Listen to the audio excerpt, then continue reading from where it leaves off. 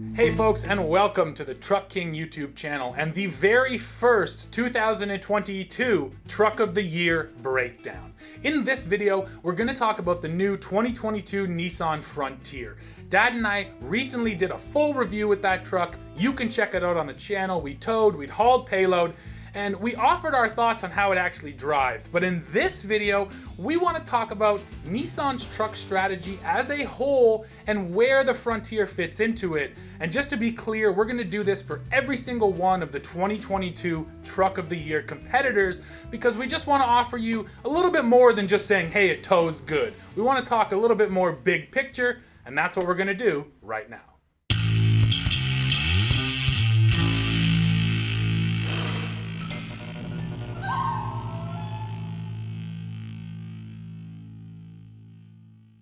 Before we talk about Frontier, I want to let you guys know something else. We're gonna take your opinions into consideration. So I want you to go below, drop that comment, let us know what you think of this new Frontier, and when we do Truck of the Year deliberations, we will read those comments and we will be sure to include them. You guys often come up with viewpoints that are really, really good and surprising in some ways. So we look forward to reading them and considering them. Now let's talk Frontier. As all of the 2022 trucks roll in here to Truck King HQ, we're putting them through all of our sets of tests because we want to find the best truck of 2022. But it's never just as simple as, driving that truck and towing with it. You have to look at the company behind the truck, what they're putting into the truck, what's going on with that company as a whole. So again, that's what we want to explore with this video series, and in particular today, Nissan. So we're going to ask the same questions in these videos. So I'll pose the very first one and I'll ask Dad, with this redesigned Frontier, did Nissan do enough? And is the truck now competitive in its segment? Yes, it's competitive within its segment. That's the key here. And as far as Nissan is concerned, I think that was the brass ring. That's as far as they could really go. And before I say anything else, I just want to really stress the fact that what Steve and I are doing here today is opinion.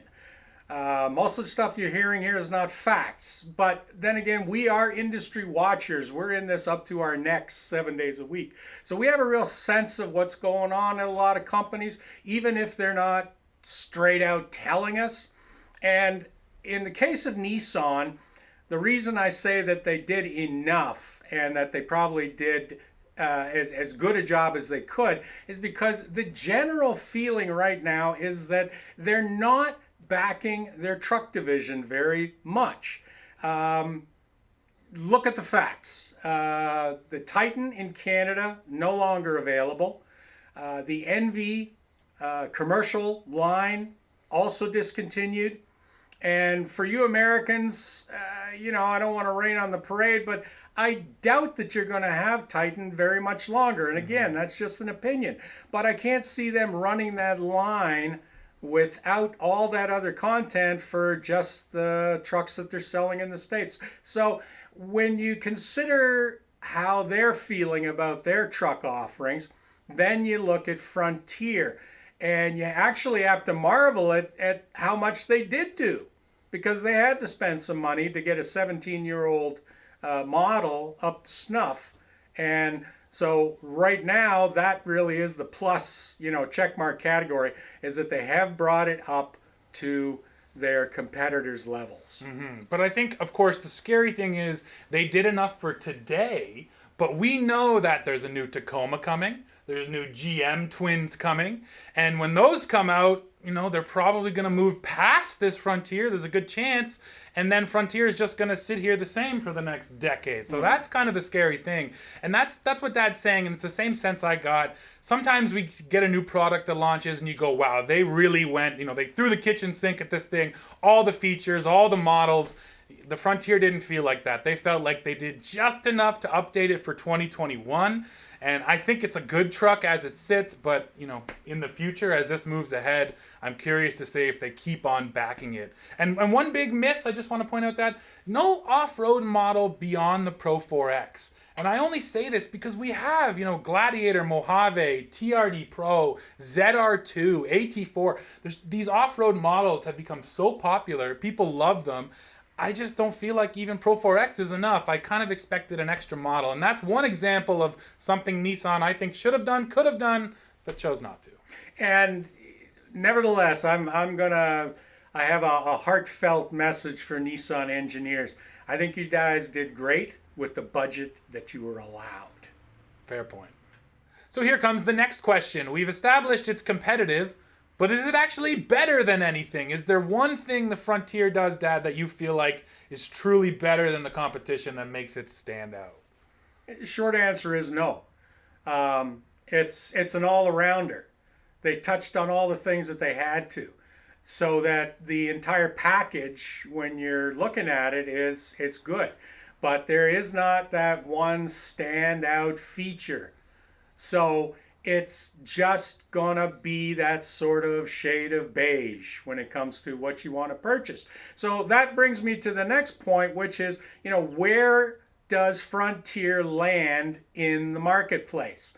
And frankly, in years past, probably because it was so old, it typically was priced lower than its competition. A lot of people have been driving them over the years. That's one of the things that they mention right off the hop. They say it's a good, dependable, little, economical, price point efficient truck.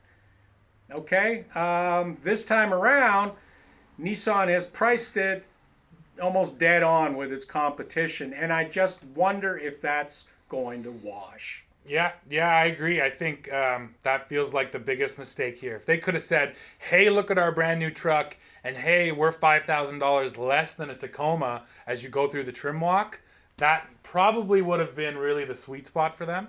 Of course, they want to make as much as they can, so maybe that'll happen in subsequent years. Yeah, we'll see. There's no rule that says that you can't roll back prices. Exactly. And at the moment, they're in the same situation as most manufacturers, which is everybody's selling everything they can build because of the shortages. So there's going to be no reason for them to do any discounts. However, in a year or two, that may change. Yeah, that would be great. I think that's the right positioning for this truck based on what we said. It doesn't do that one thing that makes you want to pay big money for it. It does everything pretty well, and that's why if it undercuts the competition, it's a much stronger package. So, at the end of the day, this is a steady soldier, but that's about it. It's no general. Hopefully by now you have a better sense for this Frontier. So the last question I want to leave on is more basic, more to the point. What is our favorite and least favorite thing about the Frontier?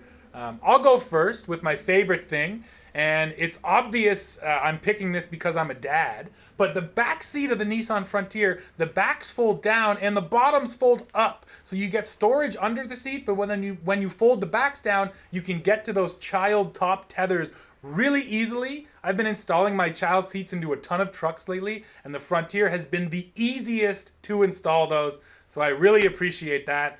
And then the thing I like the least is that silly aluminum skid plate they put up front on the Pro 4X, which is honestly just there for looks. And the very first time you off-road it, it will bend. Take my word for it. I gotta mention the powertrain. That engine transmission combination, big leap forward and really worked well. I think that's going to carry them for years to come. Least favorite thing, hydraulic power steering. Nothing wrong with it, but with everybody else going electric, I'm just not used to that heavy feel anymore. Yeah, it also limits the kind of safety, active safety features they can put in that truck for years to come. That's somewhere else they're going to fall behind right away.